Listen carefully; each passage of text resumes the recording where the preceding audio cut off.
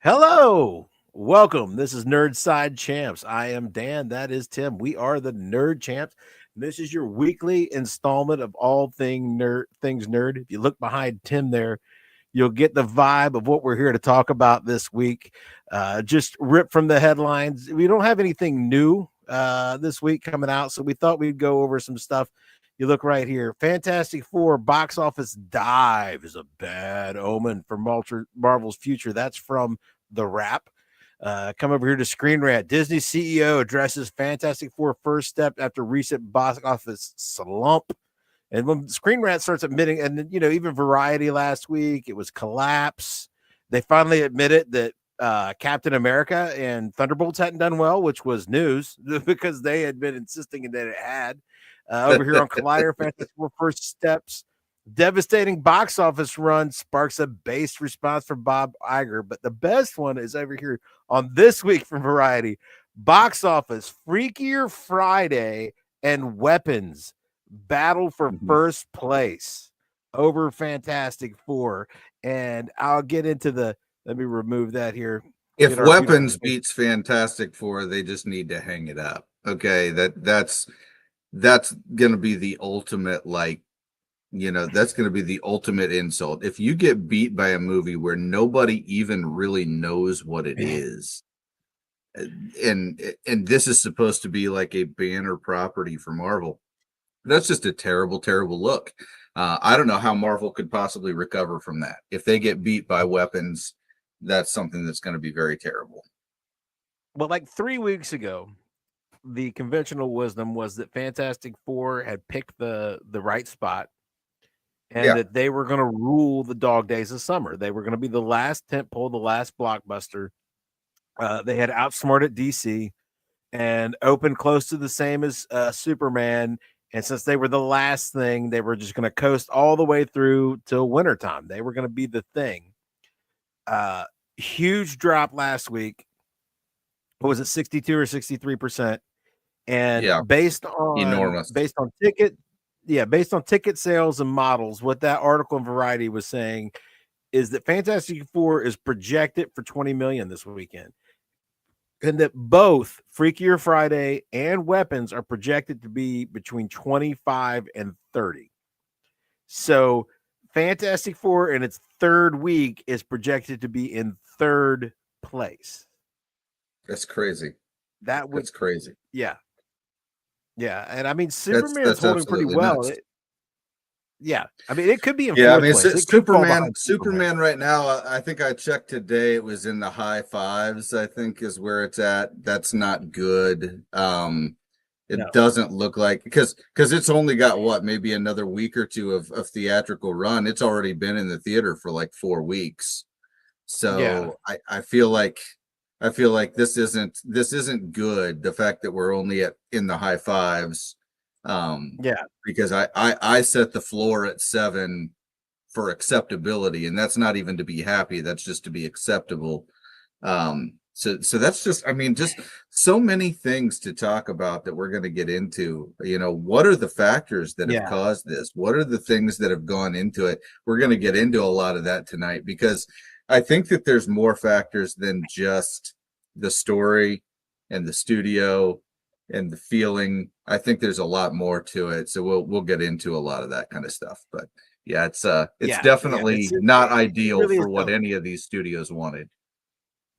Yeah, this is a real thing. This is a definite, I kind of scoffed at superhero fatigue, and I think you did too. And we could talk about why, but I don't think anymore we could talk about if. You know what I'm saying? We could discuss why there's superhero fatigue, but I don't think we can discuss if there's superhero fatigue based on Superman and Fantastic Four at the end of this summer. We'll get into the comments. Barry Slow says, what's worse in superhero films right now, the quality or the ROI?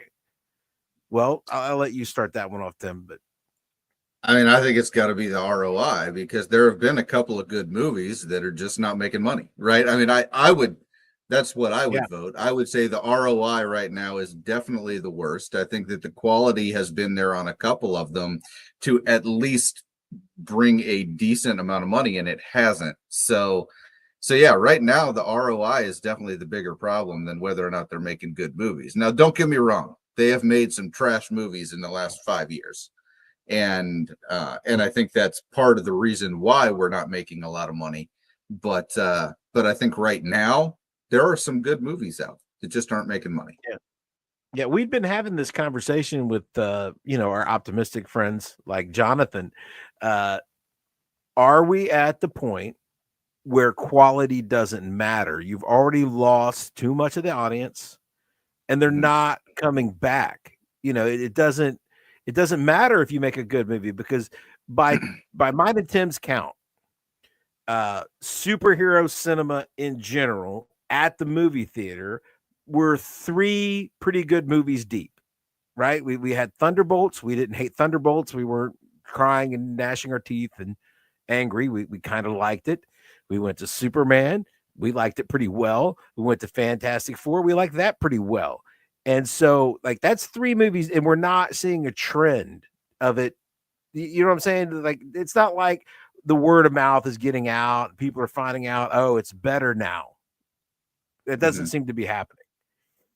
Yeah. So yeah, it's definitely the return on investment is worse than the quality now. I still cannot understand how Marvel and DC can fumble not putting their most popular properties out regularly to build and sustain their universes. Well, I don't know if we're having the same problem on those. What do you think, Tim? Well, I mean, DC did come out guns blazing with Superman, so I can't really say that about them. I mean, don't get me wrong, they really focused on a lot of stuff in the DC EU that I think they probably shouldn't have. Yeah, they had some early success with their big properties, with Batman versus Superman, with Wonder Woman. They had a lot of early success with them, at least at the box office. They had some early success there. And then everything just kind of fell off after that. They tried to kind of recapture the magic of Wonder Woman and Wonder Woman 84, didn't work. They tried to do things with Aquaman. Aquaman was not a good movie, even though it made a lot of money, but Aquaman 2 was a huge slide. Shazam 2 were very niche. The Suicide Squad was very niche. Blue Beetle was very niche. They just didn't really try to put their best out front to keep the universe going. And I think that, it appears that they may be making the same mistake here, because Superman was kind of a big property, didn't do overwhelmingly well. And now we're going to put some of our lesser known properties out there. We're going to put Supergirl. We're going to put The Authority. Those are our next 2 cinematic releases, right? I don't know that that's a wise decision, right? Well, is Clayface going to be direct to Max? That's going to be direct to Max, right? I think that's right. Okay. That's not. I don't know. I don't think that's theatrical. I think that's going to be direct to Max. But regardless, I mean, if it is Clayface, then yeah, I mean that's another example of what are we doing here, And this universe did start with Creature Commandos, which is a lesser known property. So I do feel like there is a little bit of that. There is a little bit of that in the DC universe. It's definitely there in the Marvel universe, though, right? We have just been dancing around all of the good properties, hoping that people will be excited about them for years. And I just don't get it. I don't know what Kevin Feige is thinking. Just trying to get people interested in some of these stories that people are not going to be interested in, man. I'm never going to be interested in Moon Knight. I'm never going to be interested in a standalone Wonder Man project. I'm never really going to be interested in She-Hulk. I don't know what Kevin Feige's doing. It doesn't seem to me like he really is taking the things that should be his banner properties and putting them out there for everyone to get excited about. When you've got the home runs just sitting there and you're content with a couple of base hits, it really makes people wonder if you're really invested in trying to make this universe succeed, or if you're just trying to do other things with the universe. And I think that's another discussion that we can have. Are they trying to push political things? Are they trying to do certain other things? There's a lot of other things going on in the universe.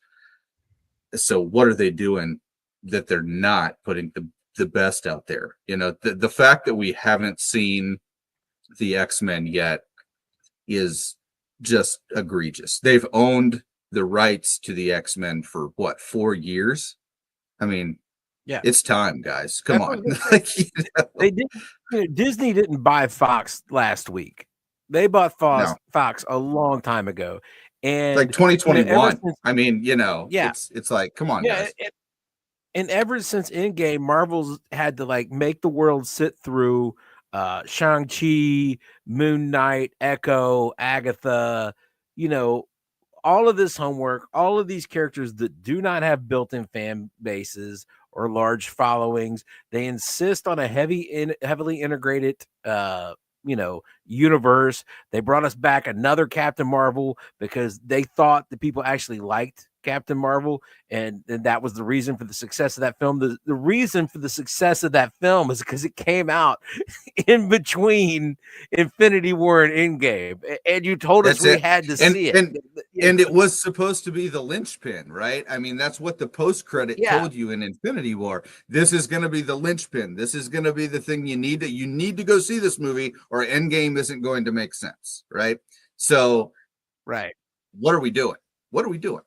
Yeah, and Endgame totally would have made sense if you had never seen Never, Captain Marvel. I mean, never. just Yeah. one really powerful hero shows up at the end, and like you Mm-hmm. didn't have to have seen that movie to know, oh, okay, she's powerful and she showed up. But yeah, that tells you the power that Marvel once wielded. They gave the world a $1 billion homework assignment. And we took it, and $1 billion. we did it. Yeah, we took it. Yeah. We took it. The world lined up and gave their money. No one cared about Captain Marvel. No one. You know how many people cared about Captain Marvel? About the same number of people who cared about the Eternals, and the Marvels. That's the number of people that would have went and seen that film if it wasn't planted right between the two biggest blockbusters in human history. And it wasn't heavily laid out like you have to watch this or you won't understand the next one. And Mm-hmm. and then people happily did it and then showed up to the next one not angry at all. That's the Yeah. power they wielded. Mm-hmm. But no, you And they can't. gave And then that you away. buy, yeah, Mm-hmm. and you buy Fox, and we don't get the Fantastic Four until like if they came out with the Fantastic Four 3 or 4 years ago, if they released this exact film 4 years ago or 3 years ago, yeah, it would be doing gangbusters. mm-hmm. Yeah, But sure. gotta Yeah, go on to the for next sure. comment. Yeah. DC, I will say one thing with DC. They did do a full-on reboot and come out with their Top Gun. But you know what? He says release regularly. Actually, you know what helps a reboot stick is a nice long pause. A nice long, Yeah. let's not do anything for a while. Let's let people miss these characters. And I don't Yeah. think DC or Marvel, either one wants I to let that happen. They just I want don't even think I don't even think that a decade is long enough anymore. There was a time when a decade in between films, in between reboots, would have been plenty of time, But as saturated as these characters are throughout the universe now, I yeah. just don't think that works. I think that a decade isn't long enough anymore. I think that people just saw the thing in a movie 2 or 3 years ago, and now you're Yeah. rebooting the movie and you're rebooting the franchise, but they just saw that thing. Okay. Yeah. And that's really the main problem, that's I feel like it was a little more seamless with Spider-Man when they did it in the MCU, because people knew it was going to be a different version of Spider-Man that actually mattered. But Yes. I do feel like before that, like the Andrew Garfield reboot, I remember thinking at the time, like, this is too soon. You know what I mean? Like, it Yeah. hasn't been that long. It hasn't been that long since we had the last Tobey Maguire movie. And so that's just kind of And it was too soon. the main. Yeah, that's just the main issue that you have with reboots is you got to make sure you allow plenty of space, and a decade just isn't long enough. And these studios aren't going to wait too long. That's the main issue. The studios Right. are going to go out there. If I have the ability to put out a Spider-Man movie and I'm Sony, I'm doing it because I know that's going to guarantee a payday for me. So it's just something that is very frustrating as a fan, because then they have to put out a bunch of mediocre projects, and I would rather them just save it for one really good one. Yeah, it's there's two options. You have your wait a decade, right? Or you come out with a version that people hate, so as like a palate cleanser, and then they shove that out of your mind, and you can come out with a newer version faster. But that's not a good option. It seems like the one they want to do. Let's have George Clooney Batman, so we don't have to wait a decade to come out with Batman Begins. That way, we've wiped that slate. Or let's do the Garfield Spider Man wasn't terrible, but it was just so much too soon. It was never adopted. It failing was why it was easy for people to accept Holland. Because it had, but anyway. Jon Snow knows nothing. Super fatigue is not because of Superman, Deadpool and Wolverine, and the Fantastic Four. It's from Shang-Chi, Shazam, Blue Beetle, Ironheart, Black Adam, etc. Both studios diluted their universes. That's true. Yeah, I mean, yeah, I mean, I just I don't understand why somebody like Kevin Feige, who has actually been at studios that have made these mistakes before, why he thinks that focusing on all of these second tier characters and giving them their own banner projects is going to be something that's going to really really help the universe. I do think there's a little bit of that where they saw the success of Guardians of the Galaxy, which was a lesser known property, and they thought that, hey, we could kind of make this the new Guardians. But the only reason Guardians worked was because it was a cosmic storyline, which they needed because of Thanos, and and it worked really well with the story they already had in place. Plus, you had the performances of Chris Pratt and just so many others. Dave Bautista, uh, Zoe The Saldana. I mean, they all soundtrack. just they were in the soundtrack. There was just so much there that made that movie work, and it's something that Marvel was just ready for. We were ready for something that was more lighthearted and comedic, that also could tie in and give us what we needed for the bigger storyline.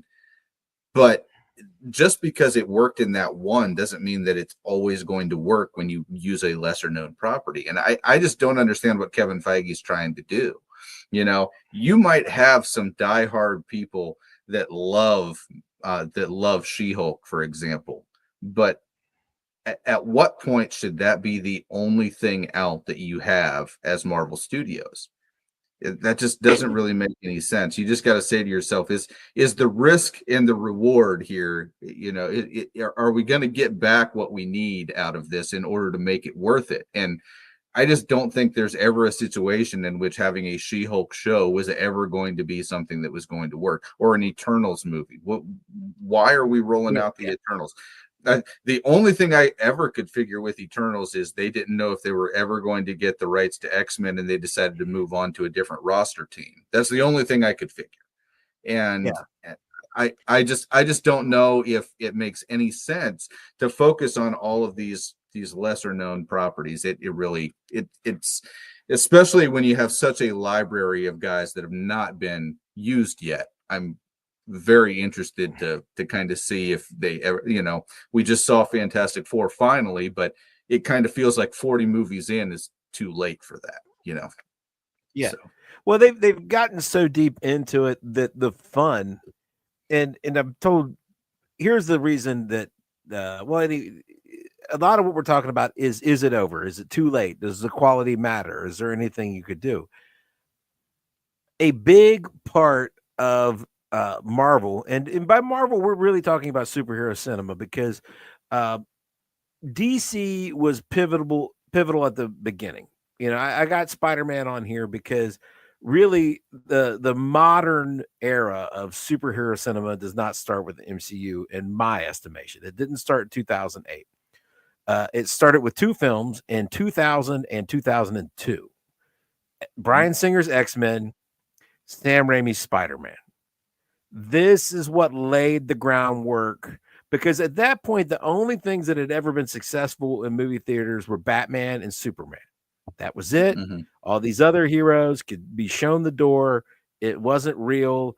People like these two characters, and then nerds read comic books about the rest of them. That's what everybody thought.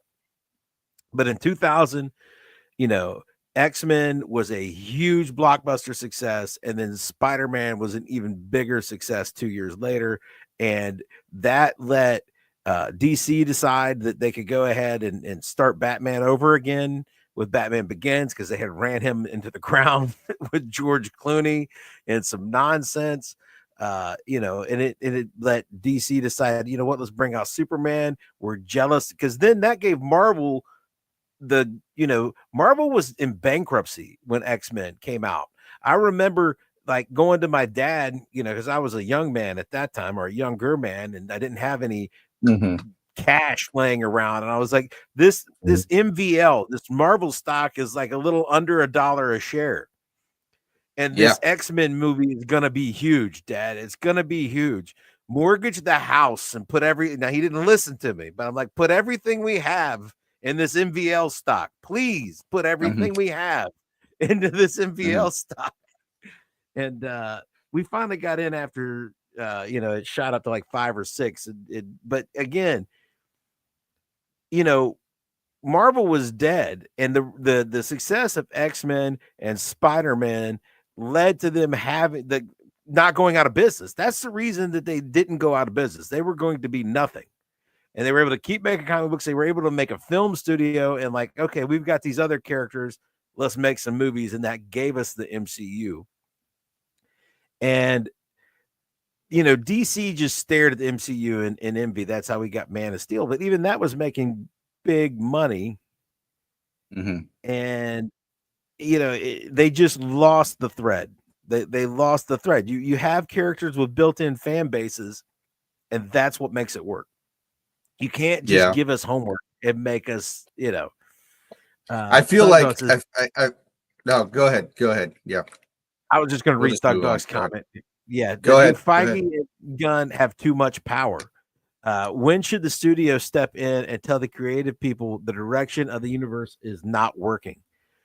I think WB is there already. I know we're only 2 projects in, but I think WB is there already. There is no way that WB expected the return on investment to be barely over breaking even. There's no way. Yeah. So if they don't make, because 550 is probably about what break even is on this film. I mean, and that's give or take about 25-30 million.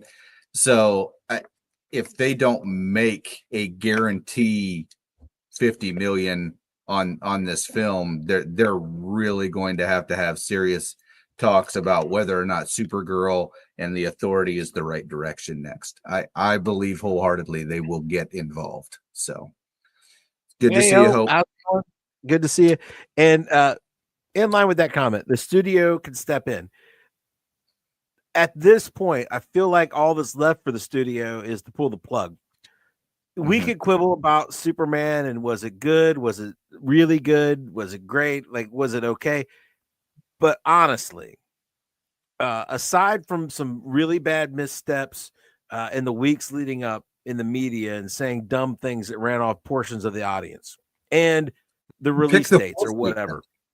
They didn't pick the 4th weekend. It was right there. They announced this movie years before Jurassic World.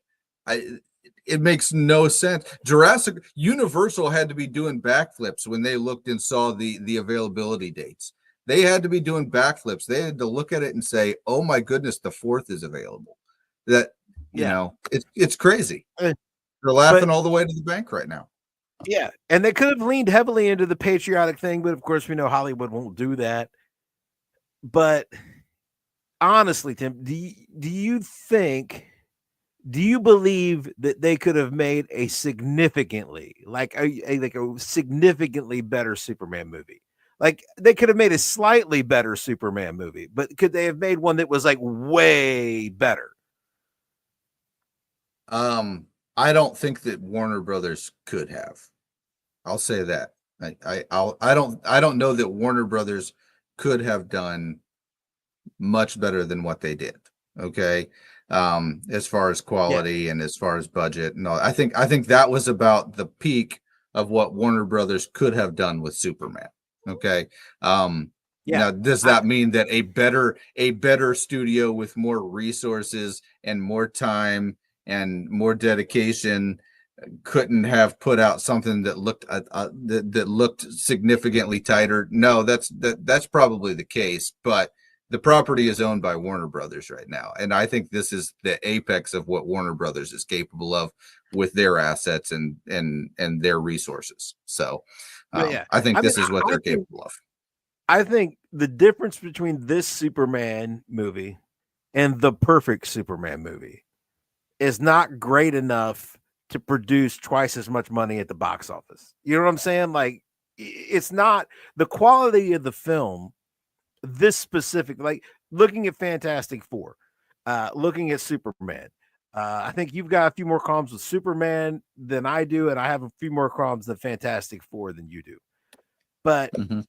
the difference between the perfect Fantastic Four movie and this Mm-hmm. Fantastic Four movie and the perfect Superman movie and this movie is not great enough to have doubled the box office for either one.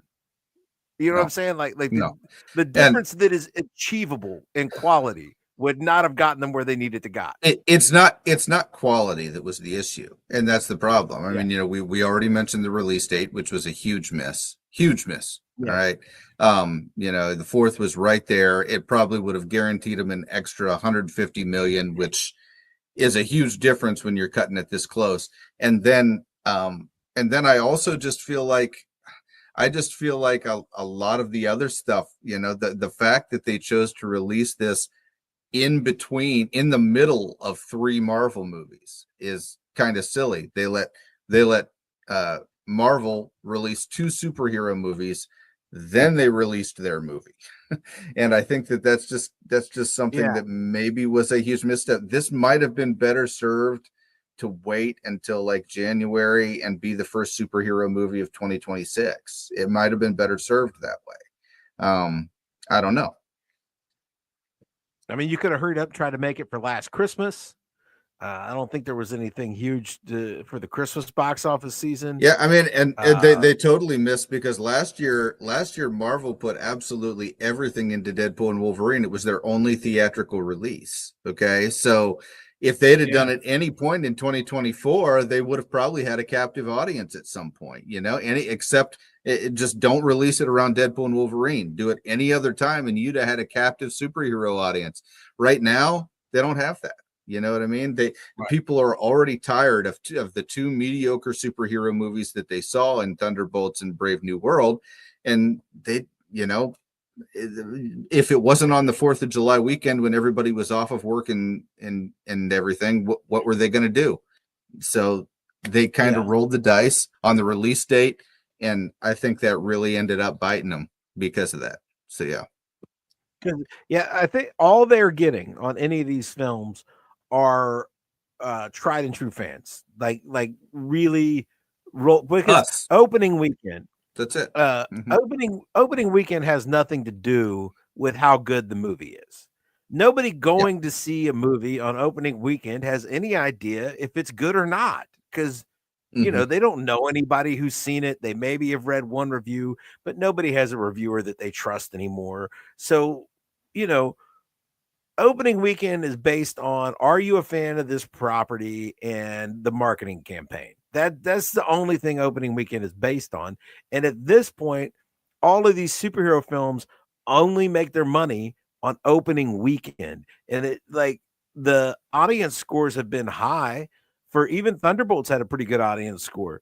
And Superman has a good one, Mm-hmm. and Fantastic Four has a good one. But these legs that are supposed to show up and carry them when audiences like the film are not materializing.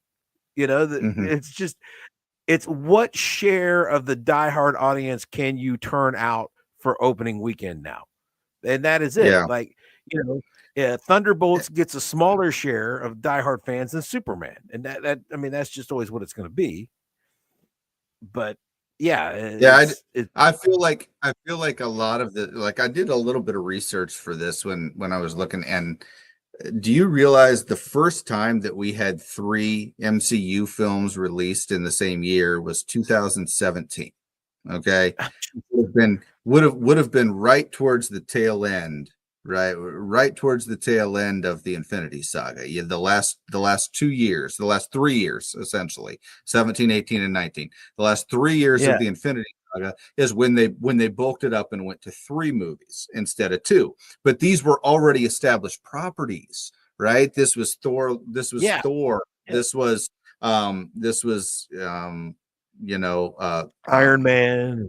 yeah, Captain America Civil War, that right? I mean, that's the kind of stuff that we were looking at. And now, now they're trying to do the same thing, but the 3 movies they've released are Thunderbolts and Brave New World, along with this Fantastic Four movie. And so it it's too much. I think part of the reason that the MCU works so well for the first few films, it was just one, right? It was just one a year for a while. And Yeah. then we moved on to 2 a year. And when we stepped it up to 2 a year, we still were getting really good returns because the story was very interesting. It was all very connected. The characters were all very popular characters. I feel like the entire universe is just getting, I liked what that commenter said, diluted. It's just diluted now. Everything just feels like it just feels more like work than enjoyment. And I think that that's the main issue. I feel more like I have to go see these movies just because I'm a fan, instead of actually wanting to see these movies because I need to see it to see what happens in the story.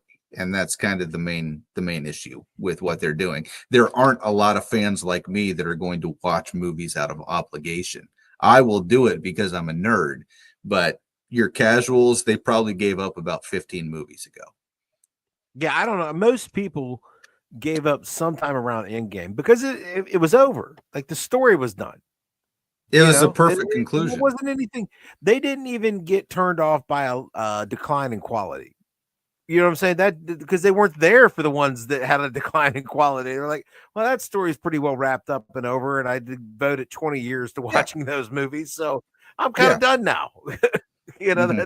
That's what happened. Mm-hmm. So I don't know. The idea that a nostalgia fest is going to bring all those people back out when they've already completely lost interest is kind of asinine in my thought. And again, like okay, they say that Feige and Gunn might have too much power, but I don't know that there is a creative direction that solves this other than we need to put this stuff on ice for a few years and I, stop I think that flooding the market. I think that Disney, if I've learned anything from watching the Star Wars universe, it's that Kevin Feige does have too much power. All right. Kevin Feige is going to be just like Kathleen Kennedy. He's going to die in that seat because they're always going to point and pretend that they're making egads of money. So that's always going to, I do believe that he has too much power. Gunn, on the other hand, I do not believe has that. I think that WB absolutely will come in and tell him, no, you're going to do Batman sooner than that. Okay. You're going to do Batman and Wonder Woman sooner than that because we might not make it to 5 movies. All right. So you need to make Yeah. sure that you at least establish a reasonable DC universe before we completely have to cut you off. So yeah, I do not think that Gunn has that kind of power. I do think that Feige does, though, and that's unfortunate because he's going to be like Kathleen Kennedy. He'll be like Ruth Bader Ginsburg. He'll die in that seat. You know what I mean? And that there's nothing that we can do about it. Well, I was telling Jess, my wife, the other day that one thing that they're not going to be able to reclaim is that part of Marvel's popularity, and I mean that was basically all of superhero cinema by that time, but part of the popularity was produced by the popularity itself, if you know what I mean. Like it Yeah. was popular because it was popular. It became a Yeah. cultural event that everybody had to be a part of, and if you weren't a part of it, you were left out. You were not part of the cultural conversation if you had not seen these films, if you didn't get these references. You know, you would miss, you couldn't be part of the water cooler conversation at work. And the fact that we were all doing this and enjoying this together made it what it was. You don't have that anymore. I mean, there were people who only sort of kind of liked it. They weren't deeply into it, but they want to be part of the cultural conversation. You know what I'm Yeah. saying? So they watched it just so that they could interact with the rest of the world. When you don't have that level of popularity, you have to actually produce things that are really good to attract that outside audience. And so, I I also have noticed that there is a slacker component to it, to the audience as well. Very much like Harry Potter or Lord of the Rings or any of these adapted works. There is an audience that says, I don't want to read all those comic books. I'm just going to go see the movie, and then I'll know what it is when people are talking about it.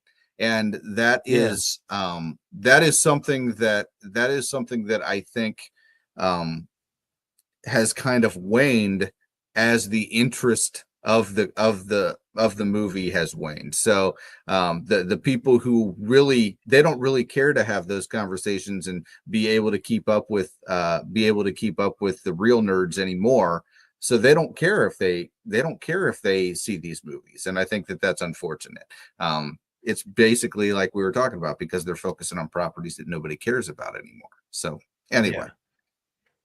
yeah. Uh, yeah, this was John Cena letting us know that, you know, Superman being the third movie out was bad, and people just were tired by. And I really think, I mean, they might have needed to wait until next year or the year after that. Really, I don't know. But then Disney won't stop churning things out. You know, you're kind of lumped in this That's thing the where that's the normally, issue, you know.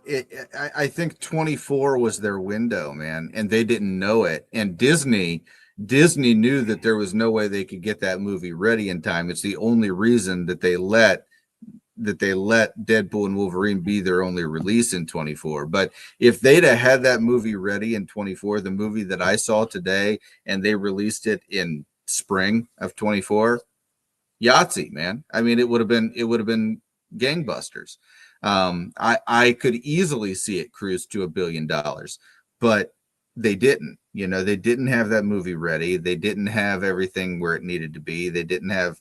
I don't think they even were done shooting at that point. And so now here we are. They had to release it in a crowded superhero year, and unfortunately Marvel kind of got to the punch first, and everybody kind of had a sour taste in their mouth. That's unfortunate. And but yeah, once again, there was low hanging fruit that they still didn't take, so I don't want to hear the excuses. They didn't take the fourth weekend. It was right there. It was right there. So and I don't know. It's just, it's opportunities missed, and it's hard for people as steeped in it as us to believe, but the normies out there, there are people, most people, they don't even know the difference between a Warner Brothers movie or a Disney movie or a DC mm, superhero to a Marvel superhero. They're all just superheroes to them, and isn't it just all the sure. same thing? Like they That's don't right. I mean, you understand know, my sister was convinced that for the longest time that the Arrowverse was part of the MCU, and I'm just like, no, you're making my head hurt. Don't do this. But you know, yeah, it's just, you know, you're right. Your casual fan says, you know, oh well, isn't the Green Arrow and the Hulk in the same universe? No, they're not. Okay, and I think that's another part of the problem is people just kind of lump them all together. And if you had this Superman movie coming out right before Fantastic Four, a lot of people were just going to pick one or the other. That's unfortunate, yeah. but that's just how it was. And so the thing of it is, if you're DC, if you're Warner Brothers, and you know that superheroes need a cooling off period, you know that this has gone too far, and we should let this rest for like 3 years doing nothing. so that our Mhm. reboot is a hard reset and we've lost all associations with what came before. You Mhm. can't do that because Disney won't stop it. Yeah. You know what I'm saying? Because Yeah. when you're flooding the I mean, market with superhero, people just see superhero, superhero, superhero. They don't understand that this universe is on arrest and this other one's the one who's flooding the zone. You know, they don't see that. They just see, man, we're getting 3 or 4 superhero movies a year. I'm tired of that. mhm. Yep, absolutely. I agree. Yeah. So and that's Barry on the so. How much space is too much between releases? How much saturation is too much? Well, 4 movies a year is too much. We know that. Yeah, I mean, this year is three, right? This year is three, and it just felt super crowded for Marvel. I mean, and not just because of the characters that they selected. I think the characters that they selected were bad this year. There's no doubt about that. But Marvel's done it before with some higher tier characters, and it's still been too much. I think by the time that Love and Thunder rolled out, I was just kind of like, oh, come on. You know what I mean? And so I think that there's just I think that Disney is always going to try to put out as much as possible. And now that they've got the streaming platform going, which they started going in 2020, that's almost making it worse. The fact that we've got a show in between every project. Not only do we have 3 projects, but we've got a streaming show in between every project. We've also had Daredevil. We've also had Ironheart. It's just oversaturation. It's way too much, and I feel like um, I feel like right now Disney is basically trying to find what people like. They're trying to kind of put feelers out there by they're casting all the different kind of baits just to see what people will bite on, and I I'm not really seeing I'm not really seeing anybody going hard after the bait that they're casting. I think that the market really never really needed more than one Marvel movie and one DC movie a year. 2 superhero movies a year is plenty.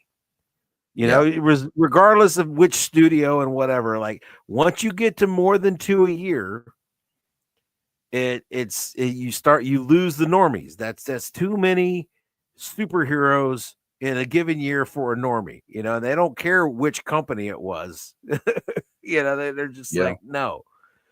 yeah. I Am the Night says, I don't think it's the superhero genre. I think it's just economy and the times. A lot of people don't want to spend $50 to see a movie that will be on Max or Disney Plus next month, except if there are mutant dinosaur kaiju monsters in it. Yeah, well, I mean, and to be fair, once again, that was on the 4th of July weekend, and I think it's, huge miss, huge miss. I just can't talk about it enough because I can't believe that they did it. But yeah, I agree. That's part of it. The other thing is Deadpool and Wolverine. When you put all of your eggs into one basket, Marvel, you do end up doing really well.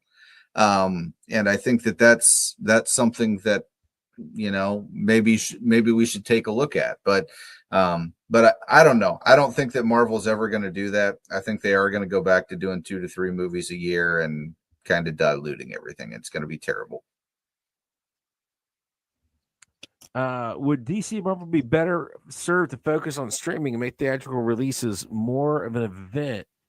It worked for Deadpool and Wolverine. So, I mean, I don't Yeah. understand. They need to quit the streaming. It just like, I 1, 2 I movies a year. I don't like the streaming shows. I've never really been a fan of them. I was I haven't watched WandaVision again, but I speculate that if I go back and rewatch WandaVision, I will have found out exactly how much I overrated it in real time. And that kind of has made me see that over time I think that the streaming shows have hurt Marvel a lot more just because they've added so much more. They've added so much more unnecessary context and depth to a story that didn't really need that much. I don't need 8 hours of a secondary character to supplement what I'm seeing in cinema. And I think that's something that Marvel needs to reconsider. You know what I mean? If I have an 8-hour show about She-Hulk or Ironheart in order to supplement what I see from Ironheart in cinema, that's too much, right? I don't Right. need that much Ironheart. I just don't. Well, and I never I've needed that liked much Ironheart. more of the shows than Tim has liked. Uh, but even for me, I've liked more of them than Tim, but it's still only like a 50-50 proposition of whether I like it or I don't like it. You know what I'm saying? It's a roll of the Yeah. dice. And it's also not every one of those shows is deeply integrated into the continuity to where you need it to know what's going on, but that's also a 50-50 proposition. You know what I'm saying? It's like, if you haven't seen Echo, are you going to be able to understand everything? Yes. If you haven't seen Falcon and Winter Soldier, will you be able to understand everything? No. You know what I'm saying? So like some of these shows are required homework. Kevin saying that, oh, you would have been able to enjoy having seen Thunderbolts if you hadn't watched Falcon and Winter Soldier or Black Widow is a lie. You wouldn't know who any of those characters are if you hadn't watched both of those things. And the Black Widow film might as well have been a streaming film because it was released on streaming the same day it was released in the movie theater in the middle of a pandemic. So, one of your 3 tentpole movies this year was a whole bunch of characters that nobody would know who they were unless they have watched your streaming content. If they're not Disney Plus subscribers that have watched a movie that was basically in the theaters and streaming at the same time and did terrible numbers because of it, and a couple of shows, then they don't know what's going on. So yeah, those shows are required watching. They are homework that you have to do, and nobody likes all of them. Nobody. I And mean, that's I the like more of problem, them, Tim, right? but yeah, I'm not going to tell you. I mean, that some of them, and some of them, and again, you can say that about the movies. Nobody picks Thor: The Dark World as their favorite MCU film. You know what I'm Sure. saying? Uh, Nobody picks I don't Captain Marvel I don't as an remember all-time anybody. masterpiece. I don't remember anybody crying at its existence though, because it's still a Yeah, Thor movie and it's still integral to the overall story and introduced the ether and the collector and so many other things. These Marvel shows just feel like nothing but space filler. There's a lot of well, dead space in the scenes. There's a lot of like non-verbal, like just people yeah, walking slowly and taking the one that killed me on Secret Invasion is when like there was a whole scene at the beginning of an episode when Nick Fury walked into a diner, and it was like yeah, for like 2 minutes it's just him walking into the diner, taking off his coat, taking off his hat, sitting down very slowly, walking across the room. I mean, it's just that's the kind of stuff that it's just wasted space for me, man. I don't need 8 hours of this. If there's one thing I loved about Creature Commandos, it's that it got to the point fast. It was all very right. integral story details, and it was very fast. Every one of those episodes was like 25 minutes. Perfect. The MCU could learn from that. If they did that, I would be all for it because I don't have to But commit 8 hours to watching it. yeah, and the movies, they weren't all classics, right? But Mhm. you will not find a single film that was released pre the Disney Plus streaming edition era, right? You will not find a single film that was as awful or continuity and character crushing as something like Secret War. You know what I'm saying? Mhm. They didn't do Secret anything that Invasion. awful, but Invasion. Yeah. Secret Invasion. Yeah, until Yeah. when they came out with Secret Invasion and Falcon and Winter Soldier, they had never done anything that bad Yeah. until they did that. And then you're like, "Oh, Mhm. these are garbage. They're making me sit through actual garbage. They're shoveling garbage in my living room. I mean, I was fine to give them $50 to go watch that crap Captain Marvel movie because I had just seen that great Infinity War movie, and then I got to see that pretty good Endgame movie, and I'm not missing that $50 because it's 20 movies in and they were all really good. But now I'm sitting in my living room and you're literally shoving garbage out of the screen onto my floor, and it's yeah.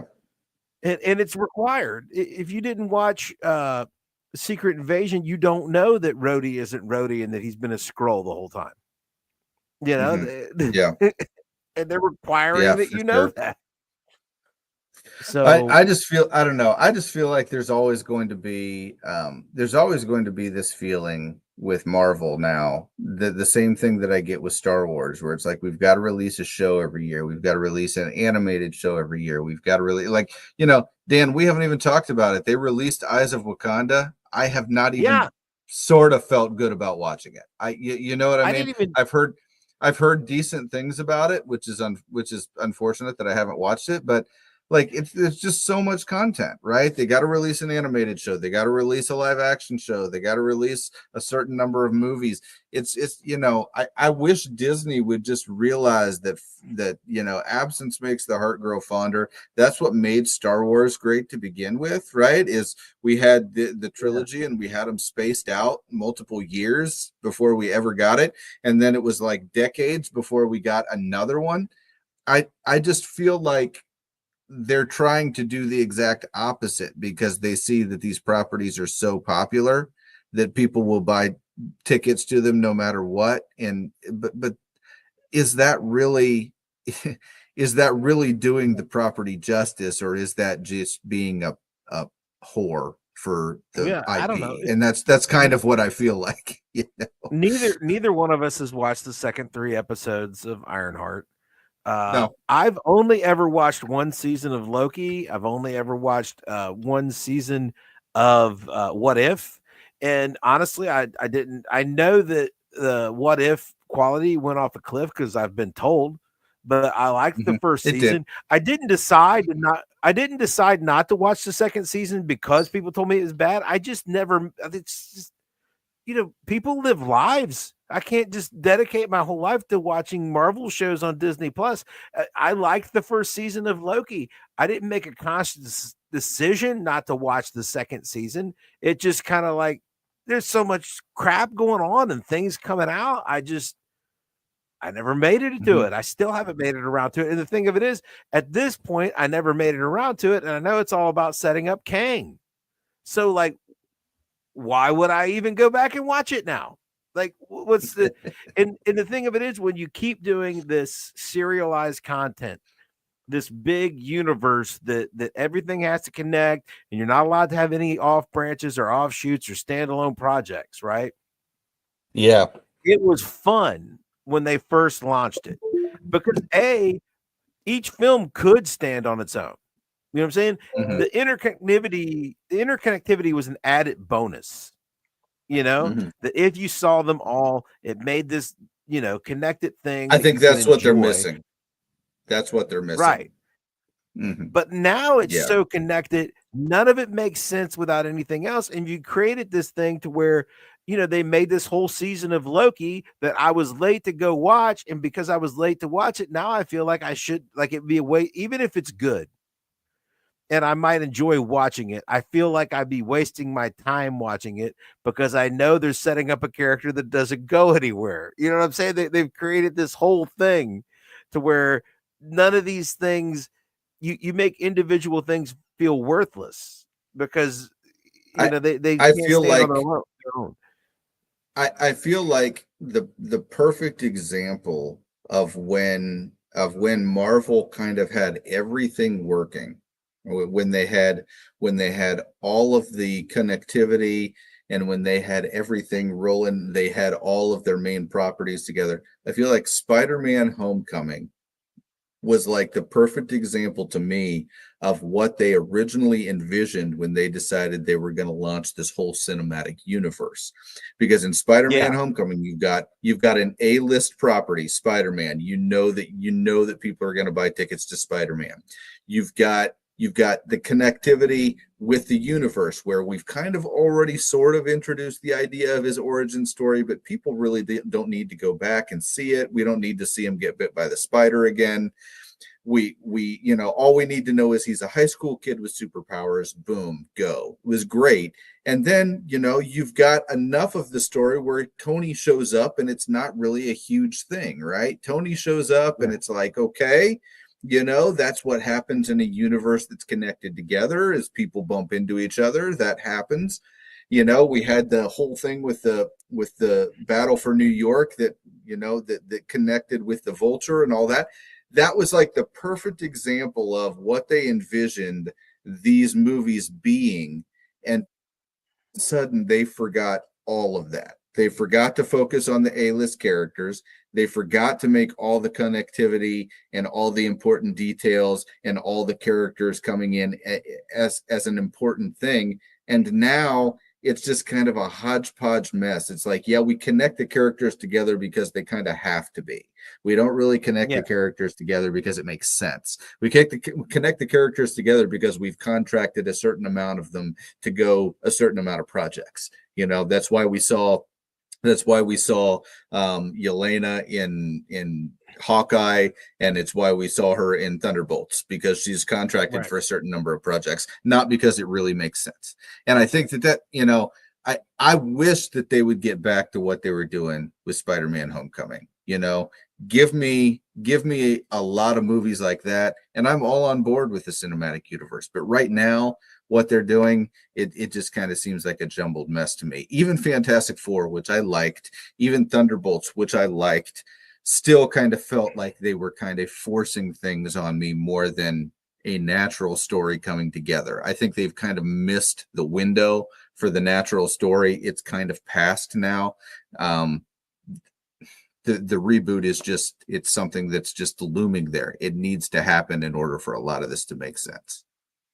Yeah, it's like, for I don't know how many projects in a row, every project had to have a young Avenger shoehorned into it so that we could roll out this young Avengers team that nobody has any interest in. Multiverse of Madness had to have the America Girl, America. And then you had to have White Tiger and Daredevil, and you had to have what's his name in Agatha, Wanda's son. You had to introduce Wanda's sons in WandaVision. You had to, you had to make Hawkeye all about introducing the young new Hawkeye. You had to. It's like, we're going to make this young Avengers team.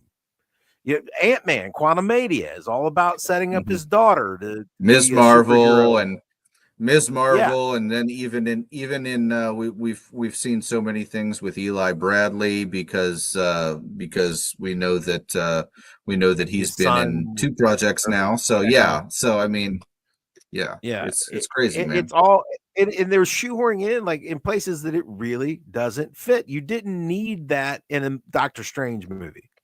You didn't need that in a Daredevil show. These are things that you don't need to be introducing in these things. It's like you said, it's not naturally connected. They're just shoehorning it in. They're making it feel like homework. Like I'll just tell you, right? So like Ms. Marvel, by all accounts, for the time that they've spent for her in this universe, she should be like the female teenage version of Spider-Man. All right. She should be that popular. We should see Ms. Marvel Halloween costumes. We should see Ms. Marvel action figures. We should see Ms. Marvel everything, lunchboxes. I don't see any of that stuff. And the reason is because you're just forcing something that's not there. People do not care about that character near as much as Spider-Man, even though you tried to take the same kind of storyline approach. It really did not land with the audience. And now you're stuck with this character that you tried to do in a movie. Didn't work there either. And you launched the idea of her trying to be the leader of the Young Avengers. That didn't work, so you completely shelved it. You cannot just tell people you're going to love this character. You have to actually find a character that people love, and they're right there for Marvel to take, and they're just not taking them. Well, and, Kevin Feige's such a buffoon. And that interview where they have, and they're like, "Are we going to see Hercules again? Are we going to see That was all the Roy Kent, people?" right? Roy Kent. Roy Kent Yeah, played the yeah. Hercules, and it's just like, dude, he's an A-list guy, man. Like he's one of the most well-known actors out there right now. Like, lock him up, man. Let's get a movie going. But anyway, Well, but you rolled him out in a movie that people didn't like, that polarized the fan base. Charlie's Theron showed up in something. Was that in Internals or something? I don't know. no, that was in Multiverse of Madness. Yeah.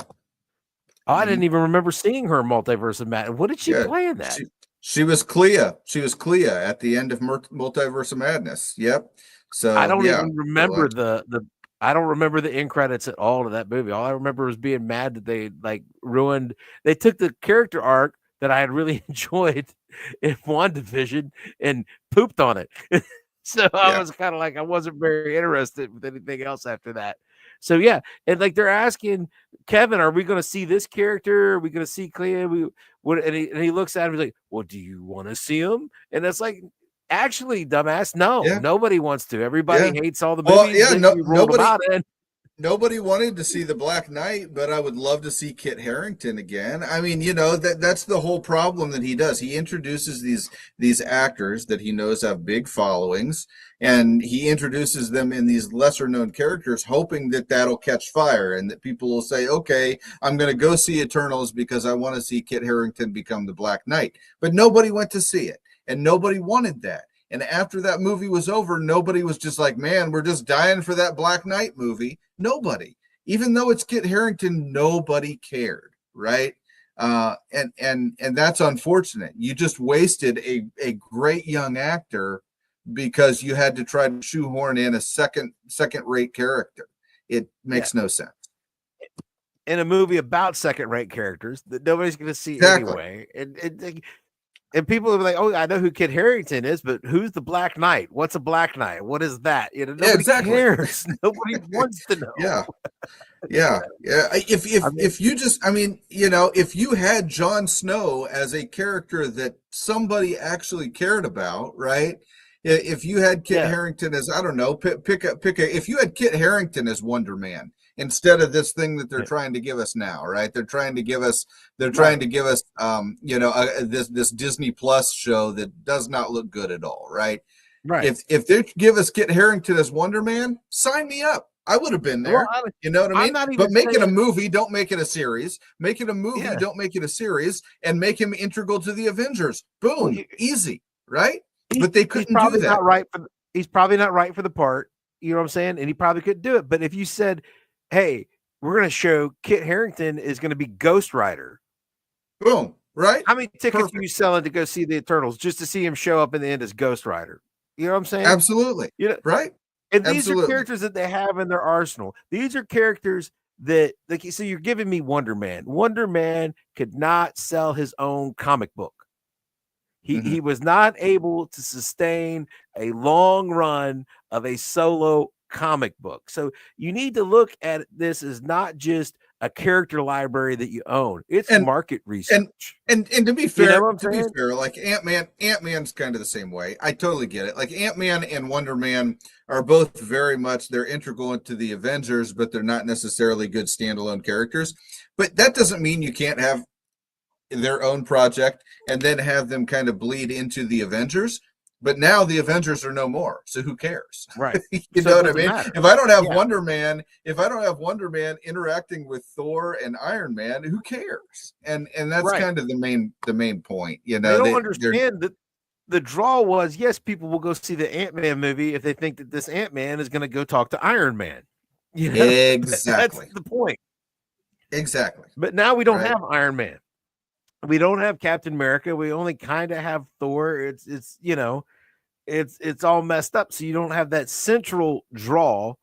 So you can't have your side characters anymore either. You need a center that holds it together.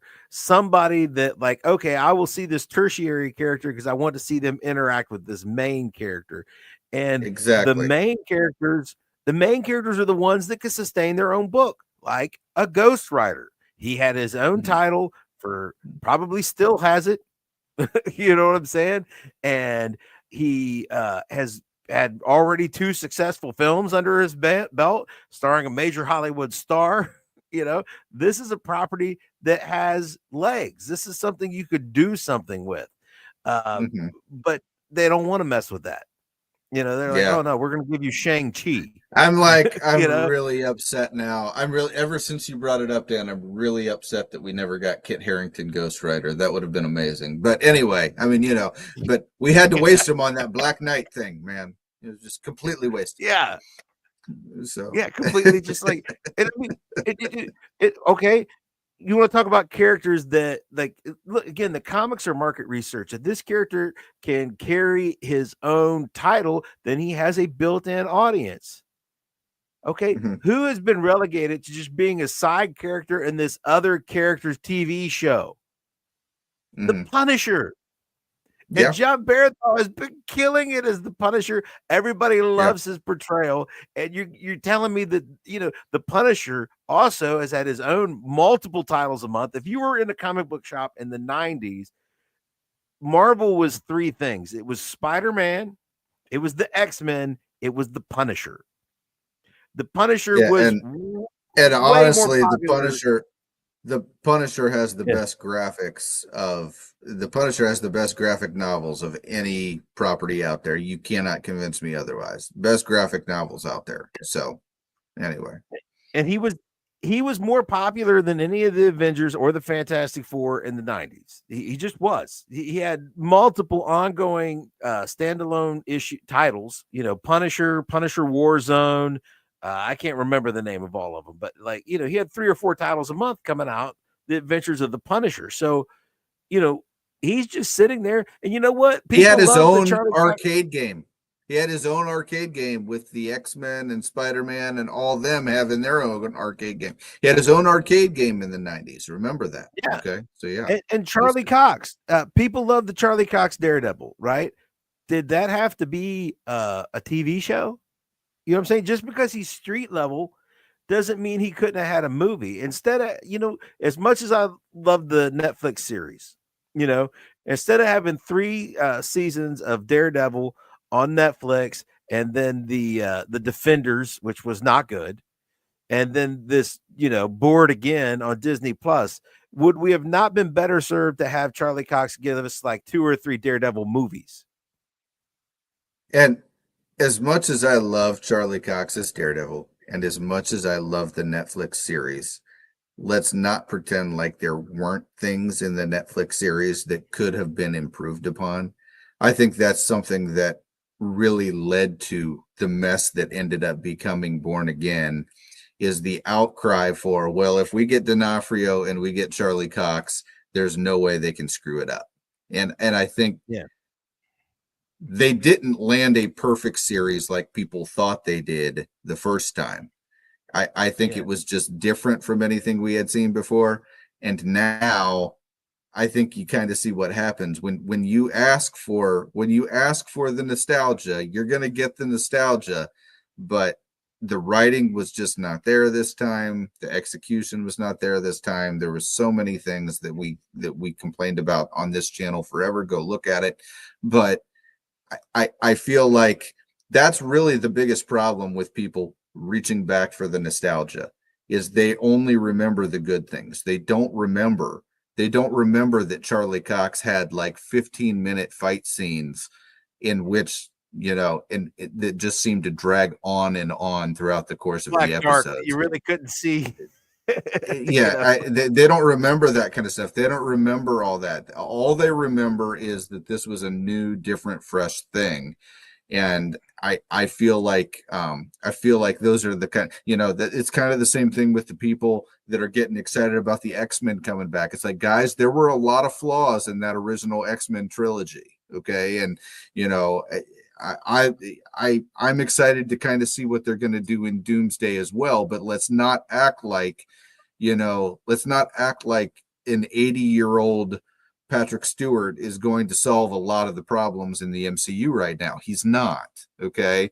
And, so I get a little frustrated with the nostalgia audience, because sometimes they get what they ask for, and that's unfortunately not what they think they want. But anyway. Yeah. But again, you're talking about the IP and how they've managed it and how they're giving us these characters that are, C and Z tier. But you have some like really high tier characters that you burn through on television series, successful or not, but Daredevil could have been a movie series. Punisher could be a movie series. He can't even get his own TV series. Mm-hmm. Luke Cage, a lot of the problems with post Endgame Marvel is the forced diversity for characters that aren't actually popular and nobody cares about. Everyone loves But, Luke Cage, man. Sweet right. Christmas, right? You know Yeah. what I mean? So why don't Everybody you give loves us Luke the Cage. diverse characters that people give us the ones that are actually popular that people like. I would have saw a Luke Cage movie. That would have been fine. You know what? That Luke Cage TV show would have been better off as a movie because like it had a great first few episodes and like the third act of the season kind of fell off. So if you could have just made it a Yeah, movie, it would have when been they better. introduced Diamondback, it all went downhill. So yeah, it was. Yeah. I mean, they had a great thing going, man. Mahershala Ali Yeah. was killing it, and then they killed him off, and the entire series went downhill. The front half of that series was top shelf, and then the Yeah. back half was about as bad as it could be. If it was a And movie, it would have already been over. it would have been over exactly, but they had to Yeah. drag it on, right? Now, is Yeah. this back Yeah. when they had to do it for 13 episodes too? Is that, Yeah, it didn't was they have, Netflix. yeah, Yeah. it was Yeah, it was part Netflix, of the so they had Netflix to do it deal. for 13 episodes. I mean, they drug that on, Yeah. on and on and on. And so yeah, I mean, that's the thing, man. Like I really wish that Disney would take a break from this kind of stuff, because they're just they're every time they release a show like that, they just end up hurting a property that I love, and it's unfortunate. So looking at this, I'm gonna say my pronouncement is the superhero genre. Because again, I don't we pointed out a lot of things they've done wrong. But I don't want to give the impression that people think that there's something that they can do now or they could have done at this point that would have things still be in the same place that they were. The world changes, times move on. There's only so many new things under the sun, and a superhero story has basic similarities. You can only retell that story so many different ways before you start getting repetitive. Even if you're doing it well, it's still, you're reshaping the hero's tale. It's not going to be totally new and different.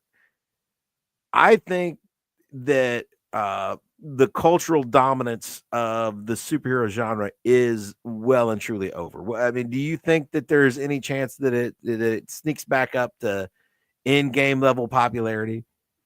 Not with this level of not with this level of saturation. I just don't think it's possible. I think with this level of saturation, you're always going to have people who by about the second or third one of the year are just done. They're just tired of it. They're just done. They don't want to do it anymore.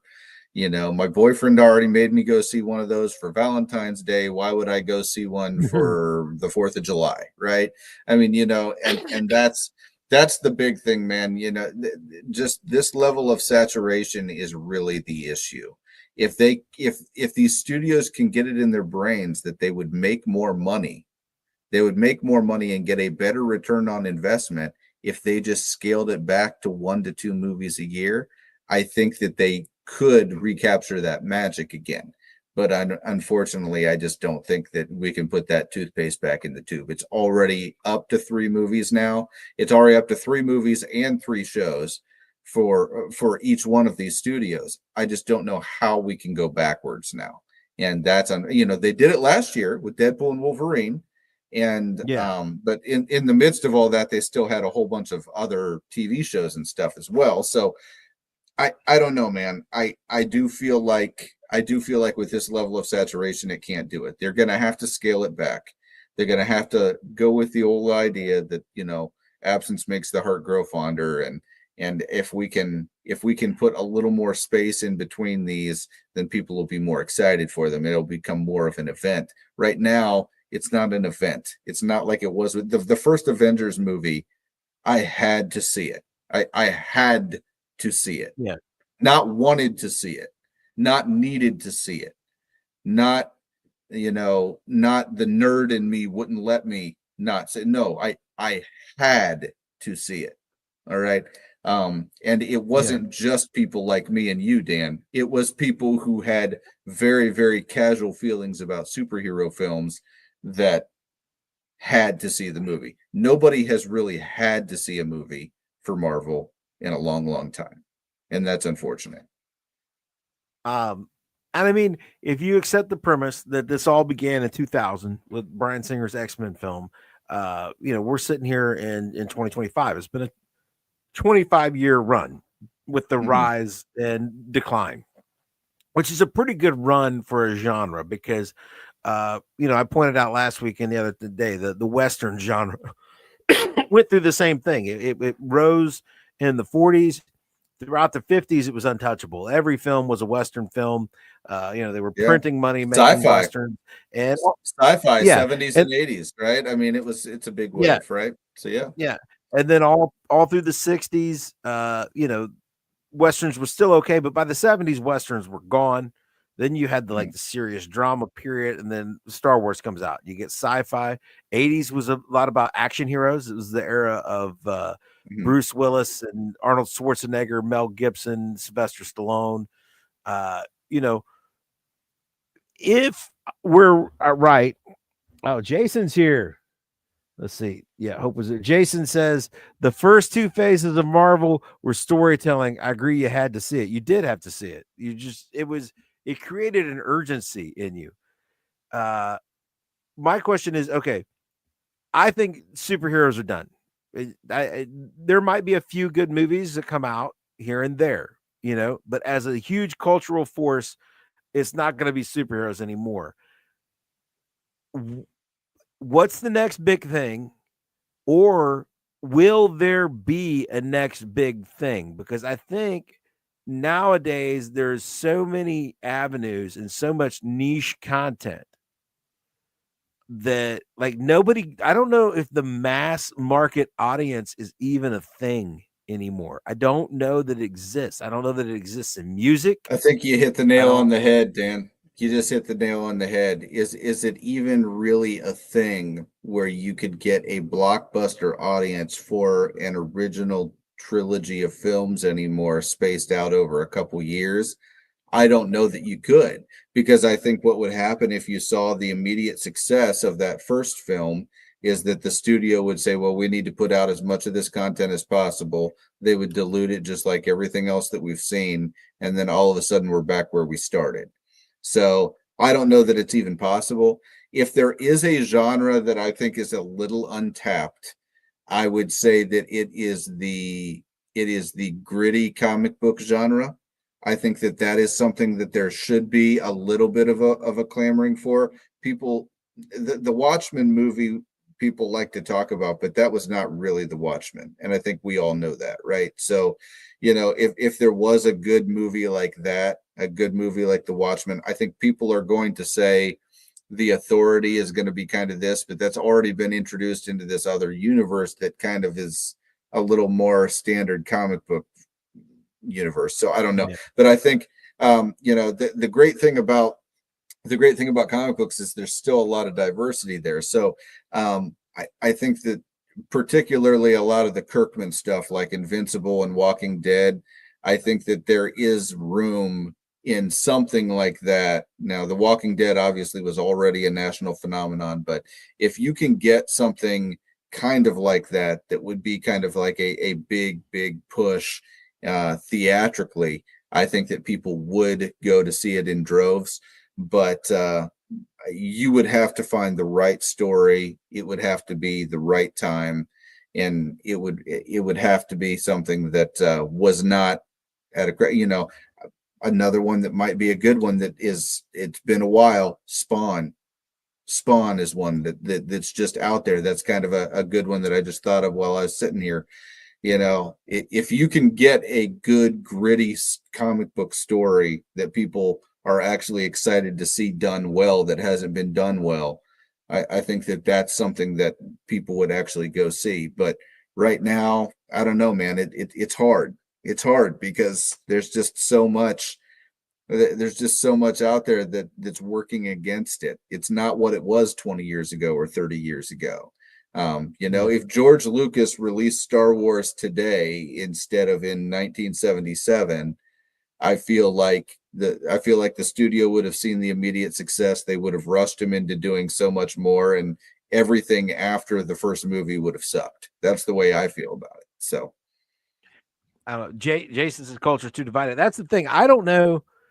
I Nobody is going after broad appeal anymore because I don't know that we can achieve broad appeal. I think the only thing that we can unify around and all talk safely about is sports, because it's live and you either saw it or you missed it. But now with streaming and a million different platforms and watch things whenever you want and watch whatever you want, like whatever tiny little subgenre of weird content you're into, you could find some fairly well made stuff about that. You know what I'm saying? So there will be no The Office. You know what I'm saying? There's going to be no Friends that is made to appeal to, like, it's a few people's favorite thing, but everybody thinks it's kind of okay, or at least almost everybody. You know, it appeals to just huge swaths of the population, just to where we all can kind of unify around it. I think sports is the last thing left that can do that because I don't see a television show doing that. I don't see films doing that anymore. I don't see uh, music being able to do that anymore. Music is so segmented, and there's not going to be. I don't know. Taylor Swift might be the last of the like giant megastars, but even that is so. That's she's kind of as big as she is. She's kind of niche.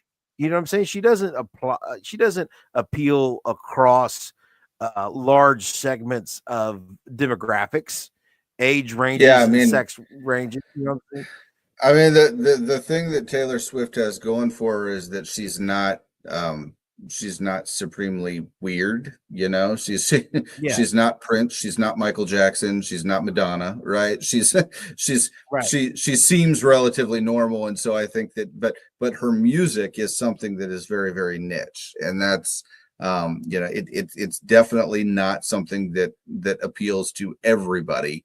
Not everybody Yeah, loves angry girlfriend songs, and so like that's kind of the world that we live in right now. It's like, yeah, just how many people are going to absolutely love this one thing, and if we can get enough of those people, then it doesn't matter. And unfortunately for superhero films, as we've seen in these last three, it just isn't good enough. It's just not right. good enough. Yeah, yeah. It's like the same way. Again, she's super popular, but she's not going to hit. She doesn't have the cultural mass appeal of a weirdo like Madonna or Michael Jackson did in their heyday. I don't. No, People not today, even not even my close. my kids, Not even close. my kids like Michael Jackson music, but they don't. I can't explain to them how popular Michael Jackson was in like 1985, or Dude, I can't. show them, They have no show them the concept. show them the Super Bowl show. Show them the Super Yeah, Bowl halftime show. Okay, and he yeah, comes out, and for like 5 minutes, he has to not perform because the applause is so loud. Okay, yeah, he stands on the stage for like 5 minutes, just waiting on the applause to die down. Okay, I mean, we don't see that anymore. Okay, there's not that kind of broad appeal. The Beatles were bigger than anything in the world when they were in their heyday, right? I mean, right. and as popular as Taylor Swift is, I just don't know if that's something that we have anymore. I don't know if there's any singer or any band that's left that has that kind of appeal, right? And Yeah. Well, like That's the problem, is we like are a straight. we are a we are a culture now that is very, very segmented, and we just hope that this segment is passionate enough to spend enough money and spend enough time online talking about it to keep it relevant. And Yeah, that's where superhero movies are falling off, unfortunately. yeah, like Stranger Things is really popular, and they're gonna have their last season this year on Mhm. Netflix. Uh, Yeah. my daughter likes watching Abbott Elementary, which is considered a hit show on network television right now. Yeah. I don't, yeah, It- never seen it. that is not this is not what it was when you found out that Seinfeld or Friends were having their last season. Yeah. These were world altering events. Everybody had to be at home on Thursday to see Yeah. how these things wrapped up. Yeah. Yeah, it's mass, and that mass audience. And the thing of it was is maybe you like the little niche things that you're watching better than you liked these broad things, right? But the fact that it had to appeal across audiences, across age groups, across gender groups, and racial groups, and geographic areas, that you had to bring in a mass audience to make it work. Uh, it created a collective culture and a collective experience that I just don't know. I don't know if any outside of like the NFL, and I say sports, but really I mean the NFL, because there's no other sport. You know, baseball has become regional, basketball is regional. Basketball used to be unifying. When Michael Jordan was at his peak, the whole country was huge NBA fans. The whole country was watching the finals. People Hmm. cared. Hmm. Baseball didn't used to be a regional thing. The World Series was a big deal all over the country. People, but the only thing left that has mass market broad appeal that you could just bring up to anybody and they'll say something is football. That's all we have left. It's the NFL, it's college football. Yep. That's all we've got, man. And Hmm. and I don't, it's technology, it's whatever, but I feel like it has something to do with the political divisiveness too right now. It's just that there are no shared there's no shared anything. We don't have shared Hmm. culture, we don't have shared moments, we don't. Superheroes was one of those shared things. It was like, I feel like it was one of the last of the giant shared things, because we could point to that and be like, the MCU was a huge shared cultural thing. And there's no it was later in time that any huge shared television show or any huge shared musical artist, you know, the films, which people decry movie theaters and say they're dead. I think films were able to unite us and bring us together through this superhero genre longer than any of the other arts were. I mean, But Dan, there was a moment when I was 12 years old and went to see a superhero movie in theaters, fully expecting it to be one of the best cinematic experiences of my life. And that was the wonderful masterpiece known as Batman Forever. Okay. And it, I I can tell you right now that we have come such a long way with superhero movies since then, for sure. And would I take Thunderbolts over my experience seeing Batman Forever and film it in the theater when I was 12 years old? Absolutely. I would take it 1,000%. But I think that the main issue that we have right now is that we've kind of moved beyond the point where we've kind of moved beyond the point where a good superhero movie is something that is a memorable experience now. Like yeah, I don't think that the 12-year-olds now are going to have the same memories that I have of sitting down and expecting the best experience of their life to see a comic book coming to life.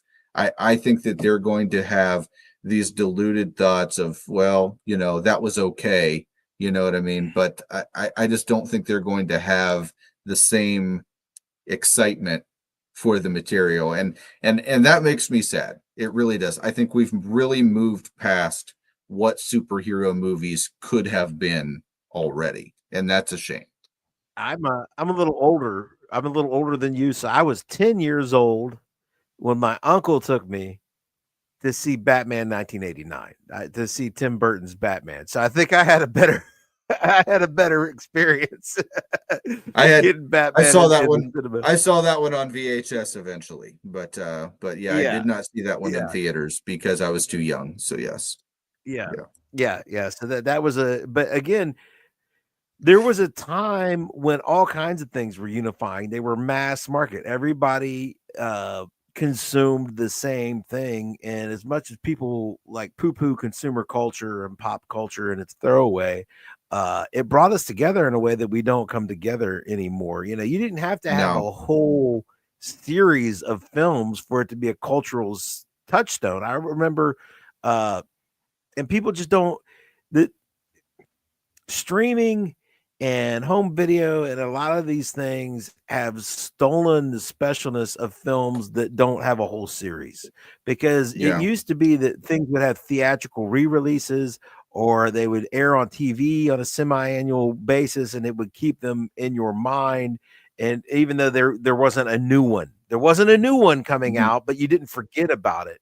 And things like, I was a kid when ET came out, and ET was and always will be just one movie. But, my buddy over here was a huge cultural touchstone for, like, 4 or 5 years, 10 years running based on just one hyper popular film. You know what I'm mhm. saying? And you didn't have to have ET too for ET to be a big deal in cultural relevance. It's And I skipped school to see Phantom Menace in theaters. I skipped school to see it.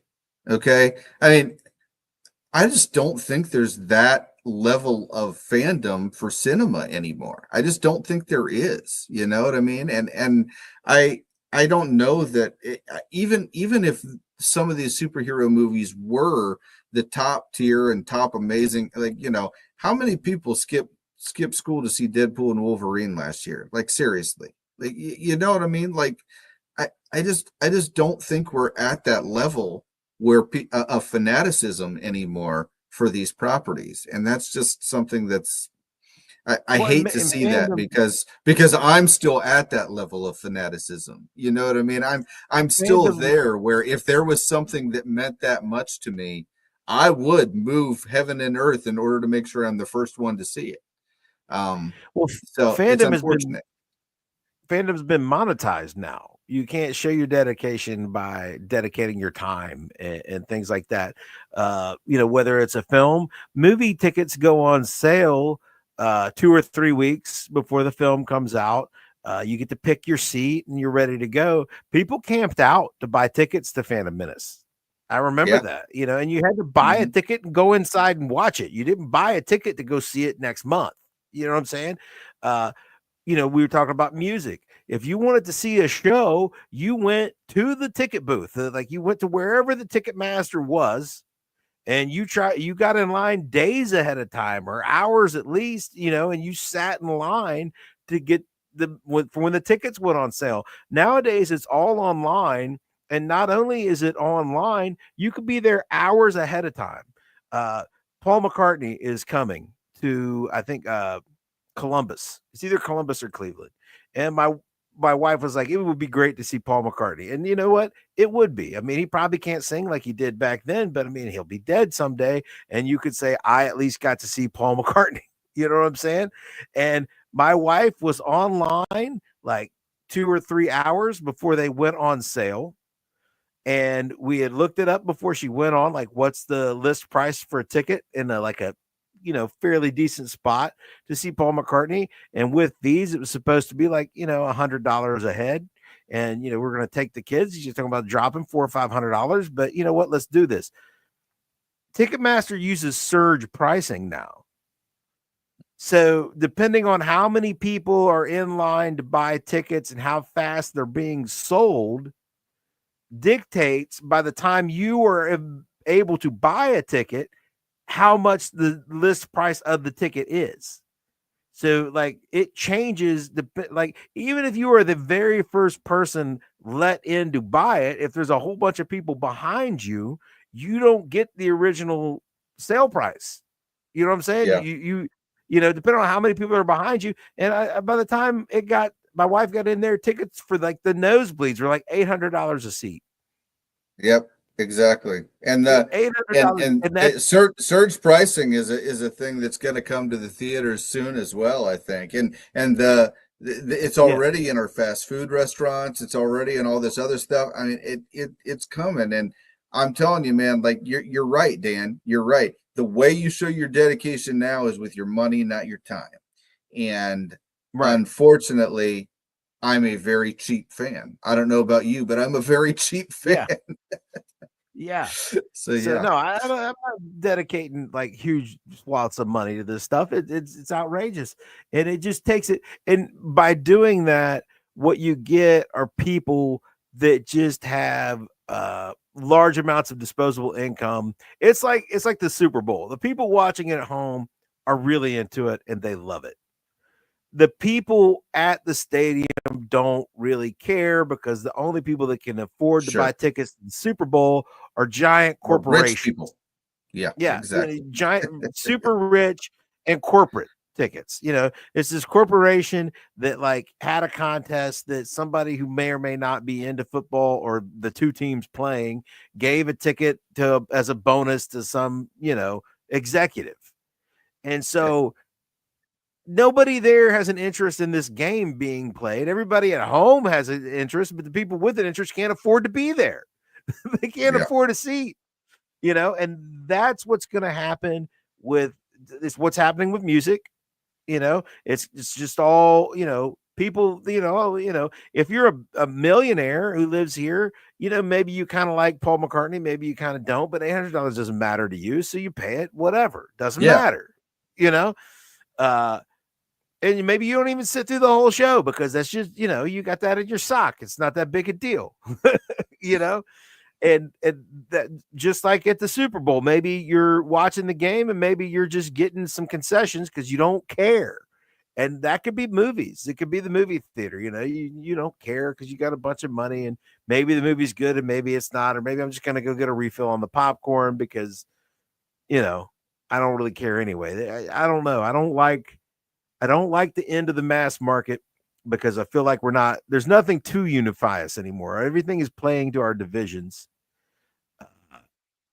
And I don't like the monetization of the fandom. And you know what? I'm a capitalist. Make all the money you can, yeah. but it dilutes the enjoyment of it. You're not connecting with the audience that actually That's likes the main your stuff. problem. That's the main problem is you don't have the connection with the audience that you had back then.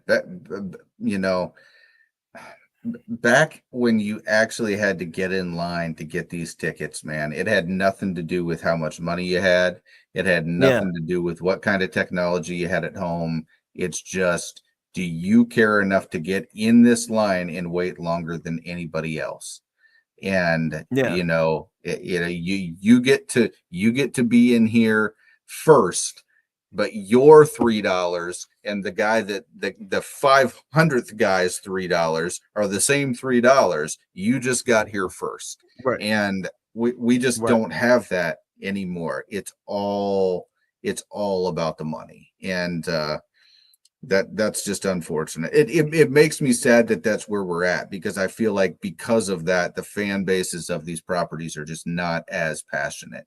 And I'm an yeah, incredibly passionate fan. You're an incredibly passionate fan. It's why some people get mad at us for our passion and how we care about things that nobody else cares about. But it's because that's what matters to us, guys. We're real fans. We've done that yeah, stuff before. You know what I mean? And it's sad to us that nobody else is like it. It's why everybody else nowadays, particularly these millennials, are just like, why do you even care? Why do you even care yeah, about that? Well, I'll tell you why. It's because I care as a fan so much that this is the kind of stuff that I would do.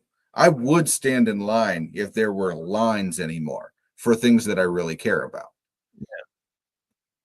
So yeah. Yeah. So again, and I think the only thing that the culture is giving us to unify around or get this worked up about is football now. Like, because you could still find a large swath of people to get, Oh yeah. this worked up about college football or an NFL game. Even though the Super Bowl, if you really love the game, you're not going to be able to get in to see that. You can watch it at home. Yeah. So and I don't know. Hopefully that hangs around for a while, because if that's gone, then we just really don't. We don't have anything to unite around anymore. It's like, and really it was Politics. cool. That's it. Yeah, yeah. People get real It, passionate about politics. They get real but passionate about football, but that's about it, man. That's about but it that and anymore. You know? that's not unifying. The thing about politics Nope. is divisive. It's not unifying. The thing was Yeah. at the absolute height of the MCU, you could go anywhere in a group of people you didn't know and strike up a conversation about Iron Man or Infinity War or something like that. And if you were in a group of a reasonably large group of people, you would have a full on conversation about it. It would be Mm. like a thing that people could talk about.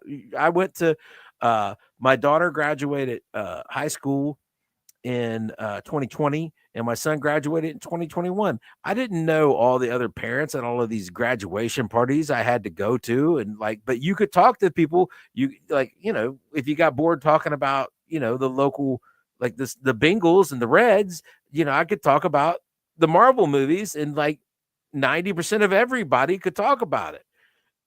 And there was a time when you could talk about a big hit television show like The Office or Friends or something like that. And you would find anywhere, any setting you were in, you would find a large group of people that would talk to you about that.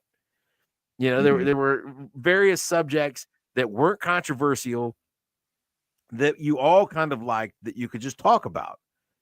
And now there's just so many options. Somebody's new favorite thing that has a passionate online fan base, and you go in a thing and you have this large setting. If I went to a graduate party today and tried to bring up something like that, you wouldn't be able to name a show that three people would know what it is. You know Mhm. what I'm saying? Unless they're in the same Honestly, exact group. I have no idea. Like there was a time when everybody knew what the number one sitcom in the world was, right? There was a Right. time, right? It was like it was Seinfeld, then after that it was Friends, then after Friends stopped, then I think it was Raymond, then it was King of Queens, and then it was The Office, and then right, I mean Yeah. all of these things we remember. Everybody knew what the number one sitcom in the world was. Because everybody watched it. Okay, everybody watched the Yeah. best sitcom in the world because it had the primetime slot, which was usually like Thursdays at 8 or 9, something like that. Everybody was home, everybody watched it. It was like that, it was the time, Home Improvement was one, right? Everybody watched that stuff. All the And way back and to then All in the Family. You can go all the way back to yeah, Archie Bunker, but and then but going now I forward to the I Cosby honestly Show. what's the number one sitcom in America right now, Dan? I have no idea. I I have have no no idea. idea. I couldn't name. I like my daughter watches Abbott Elementary, so I know that that's a network sitcom. That's the Mhm. only one I could name.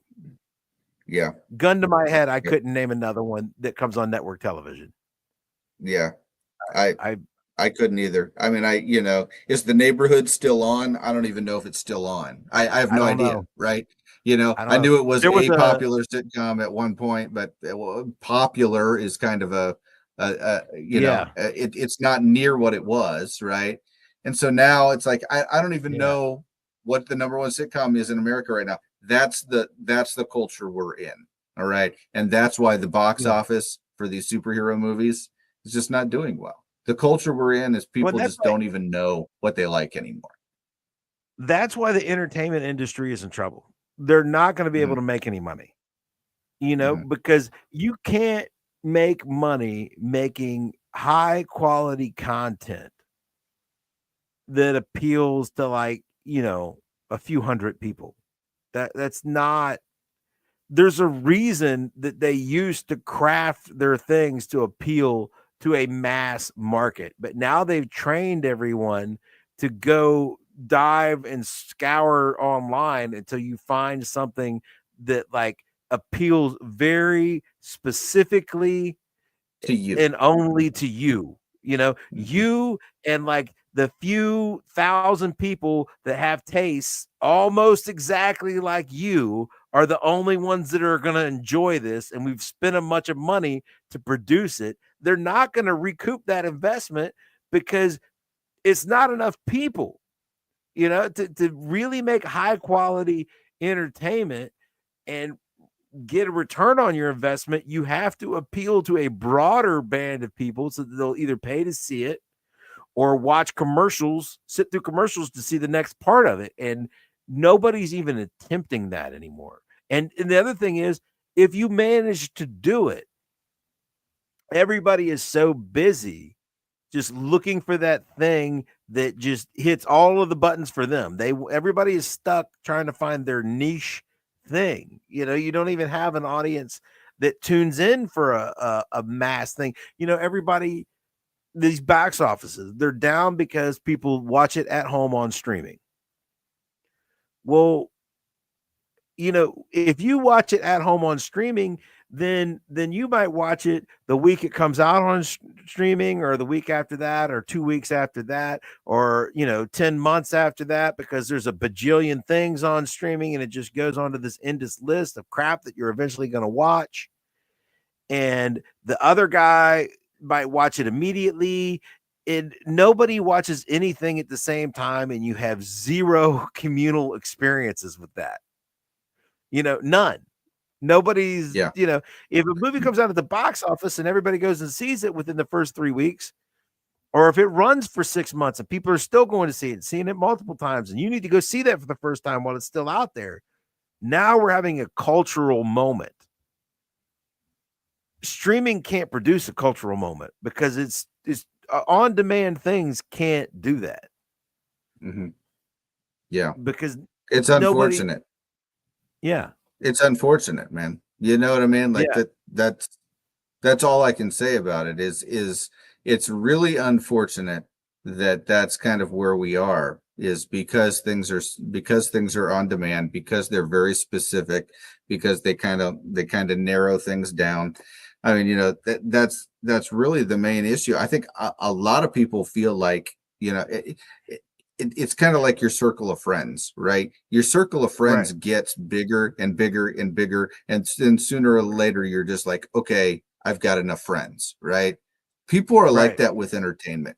All right, they like certain kinds of entertainment, but eventually they get to a point where they're like, I'm all full. I can't do any more entertainment. I can't Yeah. dedicate any more time to this kind of genre. I'm too busy with this series. I'm too busy with that series. I'm too busy with this movie series. I don't have time for superheroes anymore. And Yeah. that's kind of where I think that's where I think that we're losing it, is like you said, a lot of this stuff is on demand now, and then we have people that just can't take the quantity anymore. They're just done. All right, I'm full. I'm all full up. I've got enough friends. I don't need to move. I don't need to get any more. So Yeah. so Yeah, yeah, like I know what I like, and I've seen that, and I don't need to see another one. And that's where exactly. people are on that too. It's just it's done. And that's why I just don't know that there will be another genre like this will be the last in the film genres. There was the western, there was the sci-fi, there was the action hero, then there was the superhero, and now it's just kind of over, Here's you here's know. the thing. It doesn't matter what the genre is. If you take the recent approach, the results will be the same. And that's kind of the main issue, right? Like, Barbie had a huge showing last year, right? Made $1 billion. All right. Let's just say they wait two Yeah, years, they do another Barbie movie. It'll have a good showing too. But let's just say they had three Barbie shows, three Barbie movies. How many is that gonna make? Right. I mean, it right. it it doesn't matter what the genre is. It's only the approach. The approach that these studios are taking is absolutely positively just destroying what they could have. And I hate that. I just hate that deep down. So, well, I mean, it's nothing new. It's what they did to westerns. The westerns were the most popular thing in the world, and they made that's a bajillion of them. The quality slipped. People didn't like the yeah, ones that they'd seen anymore. They were sure. on television. That was a big deal. Westerns were coming on TV, so you didn't have to go to the theater to see a western, and so it Yeah. slowly faded away. Disney, right? Disney You know, Disney movies, right? We eventually got to a point where, Disney has had to go 2 or 3 times where the fairy tale thing has just been overplayed and they had to just stop it and do something else. And so I mean, yeah, and it's just like that with anything, man. It's just like that with anything. If you oversaturate, I mean, you're never going to get the results that you want. And I wish yeah, Marvel and Un- Star Wars would learn that lesson, but Unforgiven exists. Uh, Tombstone exists. So I'm not going to say that there aren't good superhero movies in the future. You know what I'm saying? That will come out and be hits and that people will like them. But I think there will be anomalies as opposed to the norm. You know what I'm saying? It will be like Tombstone or Unforgiven or something like that. It'll be like, or Young Guns, like, oh wow, those were kind of good movies, man. Maybe I'll pull out an old, like the same way, like in our generation, we saw Young Guns and we're like, well, maybe I'll watch a John Wayne movie. You know what I'm saying? Mhm. Somewhere down the line, some new superhero thing will come out and people are like, you know what? Maybe I'll dig out Iron Man and watch that. That's what it's gonna be. Uh, the genres on the backside of it. Uh, and the thing is that the real sad thing is I don't think there's going to be a new one to step in and take its place because I don't know that the mass market can't be. It's like herding cats. They're not going to be brought together over anything anymore. There's too much Yeah. individual stuff available. So Yeah, for I don't sure. know. Yeah, I mean, and I would have a hard time trying to figure out what it would be. Like Barbie's not a way for it because that's very niche. You know what I'm saying? Is massively popular as it was. You're only targeting 50% of the population. You know, Yeah. uh, my wife and daughter went and saw it. They tried to convince me that I would like it and think it was funny, and I was like, dude, it's not made for Yeah. me. And you know what? It was one of like 4 or 5 movies playing on a loop when I went on a cruise. On the TV when you're in there, and I was never in the room long enough to watch a whole movie, but I was taking a nap one day, and I was able to see like 30 minutes of it maybe, and they were dead wrong. This is not it held no entertainment value for me whatsoever. And that's like it has Will Ferrell in it, and I still didn't think it was fun or funny. I was just like, this is not. And you know what? you know, I'm not dogging it. I am not the target audience. You know what I'm saying? I'm just not made for yeah. me.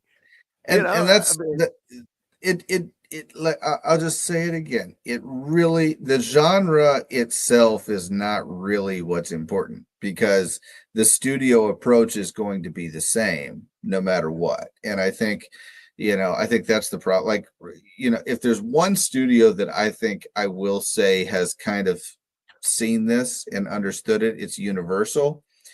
Universal tends to not really oversaturate and kind of just give the release of things a few years later. They've done that with the Harry Potter series and the Fantastic Beasts and all that. They've just given us a movie every few years instead of oversaturating everything. Same thing same thing that they've done well, with Jurassic, Minions, the man. They, Jurassic movies. Jurassic, right? The Jurassic movies, at some point the Jurassic movies stopped being good, but it's like you can't really get mad about the fact that there's a new big dinosaur movie, so you go see it, right? I mean, Yeah, and so there's just the Minions. Who doesn't just like little yellow men that say banana all the time? yeah, It's silly that I'm going to have to pay to see that every 3 or 4 years, but it's every 3 or 4 years. Who cares? So I, right. I feel like I feel like that's the big disconnect. If you can put a little distance, then you're going to do huge numbers no matter what, right?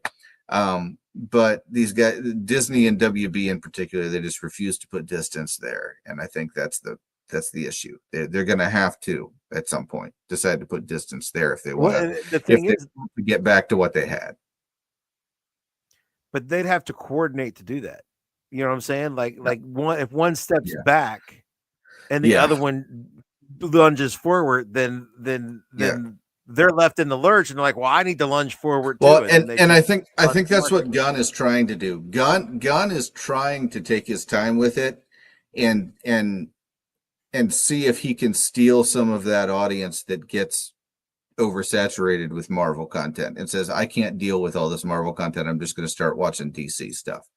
I think that's what he's shooting for, but I don't know that he's going to get the chance because he's not making enough money. So we'll see. But the problem is the normies don't know the difference. The normies don't know the difference. That's who you're trying to get. And they're just like a superhero is a superhero. You know what I'm saying? That exactly. It's all the same to them. So exactly. Anyway. Yeah.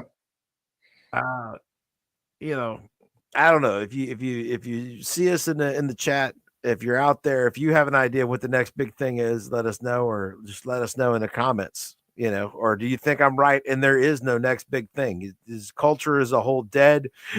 Do we have nothing to unite around? Is there nothing in common other than football? Is that all that we have left? So just let us know.